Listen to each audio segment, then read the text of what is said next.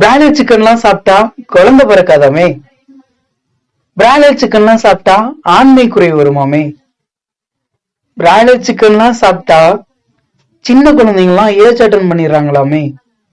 அப்படின்னு நம்ம மக்கள் மத்தியில் இருக்கிற $1,000,000 கேள்விதான் இது.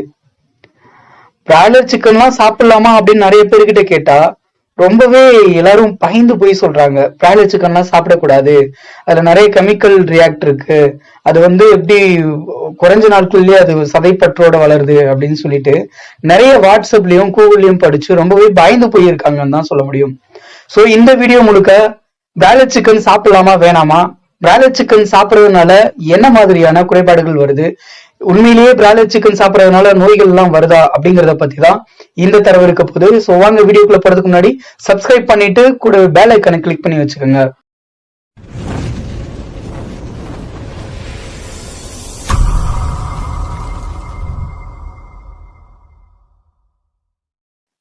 ஒரு 50 வருஷத்துக்கு முன்னாடி வரைக்கும் பார்த்தோம் அப்படின்னா தமிழ்நாட்டுல பிராய்லர் சிக்கன் இல்லவே இல்லை.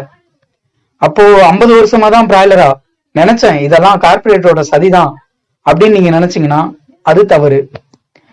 ஒரு 50 வருஷத்துக்கு முன்னாடி வரைக்கும் இந்தியால எல்லா தரப்பட்ட மக்களும் எல்லாத்தையும் சாப்பிட முடியாது.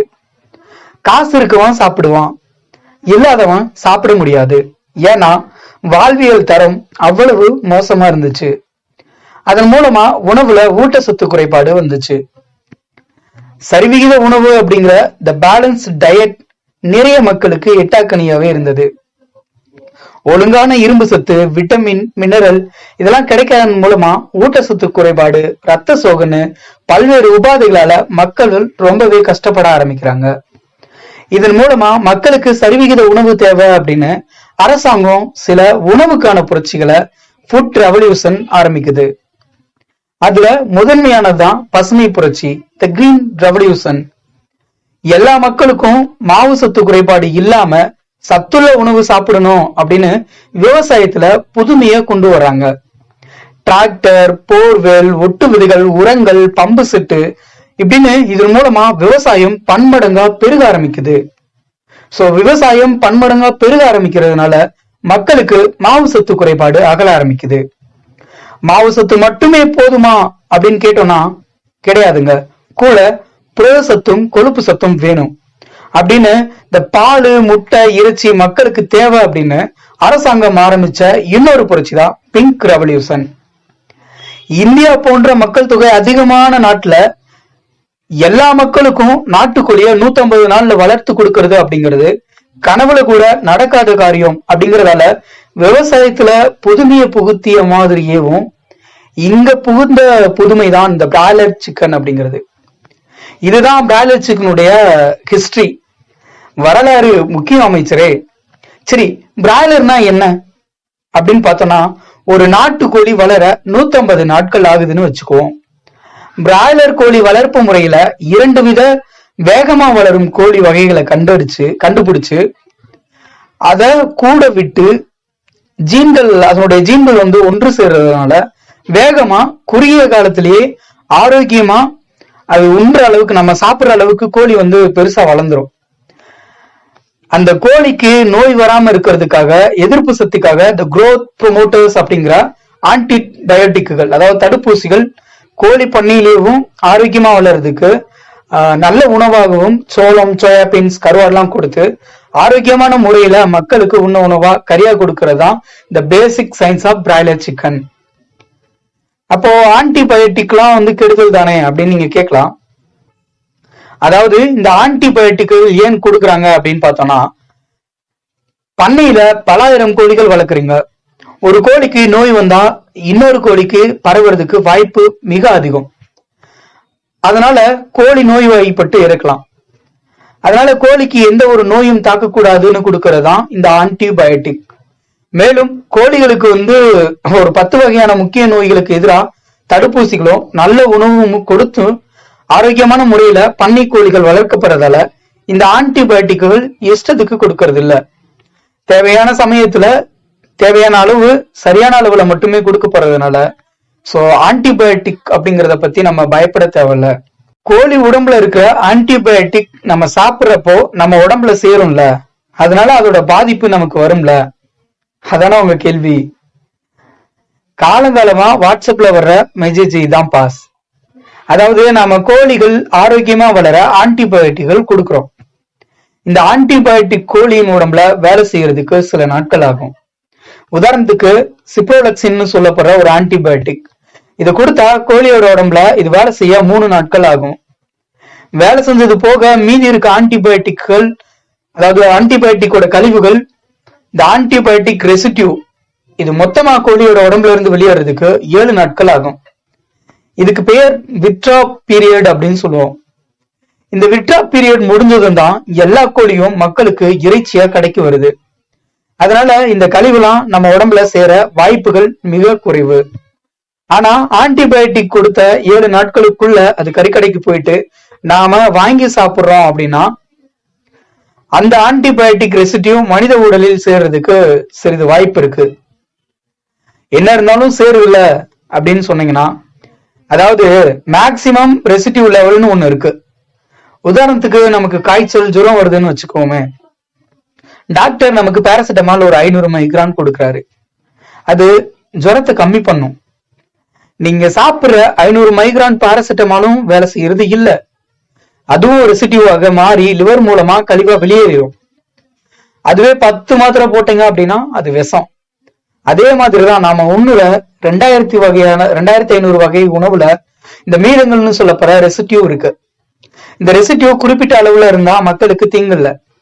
இத நான் சொல்லல, FDA அப்படின்னு சொல்லப்படுற இந்த ஃபுட் அண்ட் ட்ரக் அட்மினிஸ்ட்ரேஷன் அமைப்பு சொல்லுது. நாம சாப்பிடும் நெல்மணி விதை, இந்த உரங்கள் எல்லாம் போடுறாங்க இல்லையா, சோ அதுவும் ஒரு வித ரெசிடியூ தான். எடுத்தோம் கவுத்தோம் அப்படின்லாம் மக்களுக்கு இப்படி ஒரு பொருளை உண்ண அரசு அனுமதிக்காது. சோ புரிஞ்சுக்கோங்க.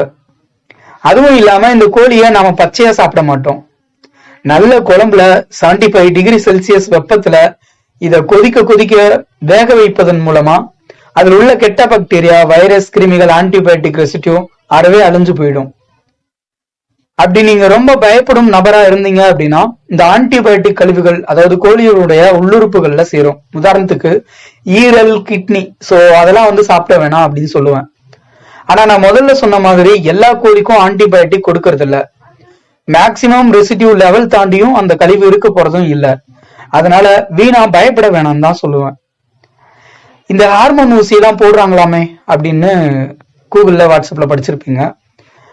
இந்த ஹார்மோன் ஊசி எல்லாம் போடுறது இல்ல அப்படின்னு தான் நான் சொல்லுவேன். ஏன்னா ஒரு ஹார்மோன் ஊசியோடைய விலை பாத்தீங்கன்னா ஒரு 200 ரூபாய் வரும். நீங்க வாங்குற 150 ரூபாய் கோழிக்கு அவ்வளவு காசு கொடுத்து ஒரு ஹார்மோன் ஊசி போட்டா அந்த வியாபாரமே நஷ்டமாயிடும். இந்த ஹார்மோன் ஊசிகள் கோழியினுடைய சதையை வலுப்படுத்த போடப்படுவதாக ஒரு தகவல் வந்துச்சு. அரசாங்கம் அப்படி யாராவது தவறான நடவடிக்கைகள்ல ஈடுபட்டாங்களா அப்படின்னு கண்டுபிடிச்சு அப்பவே தூக்கி சிறையில போட்டாச்சு. இப்போதைக்கு அரசு தன்னோட கழுகு கண் பார்வை கொண்டு இந்த பண்ணைகளை சிறப்பான முறையில செயல்படுத்தி வருது. ஹார்மோன் ஊசிகளான நான்ட்ரோஜுலன், டெஸ்ட்ரோலஜன் இதெல்லாம் போடப்படுது அப்படிங்கிறது தவறான பரப்புரை. இதை கால்நடை மருத்துவர்களும் அறவே மறுக்கிறாங்க. இந்த பிராய்லர் சிக்கன்லாம் சாப்பிட்டா குழந்தைங்க சீக்கிரமா வயசுக்கு வந்துடுறாங்க, ஆண்களுக்கு ஆண்மை குறைவு, பெண்களுக்கு குழந்தைகள் குறைபாடு வருது. சபா, இப்ப நீங்க ரோட்ல வண்டியில போறீங்கன்னு வச்சுக்கோங்க, ஹெல்மெட் போடல, அதிவேகமா போறீங்க, குடிச்சிருக்கீங்க, ஒரு விபத்து ஏற்படுது. ஆனா நான் வழியில போறப்ப ஒரு பூனை குறுக்க வந்துச்சு, அதனாலதான் விபத்துன்னு பூனையை குறை சொல்ல முடியுமா? முடியாதுல்ல.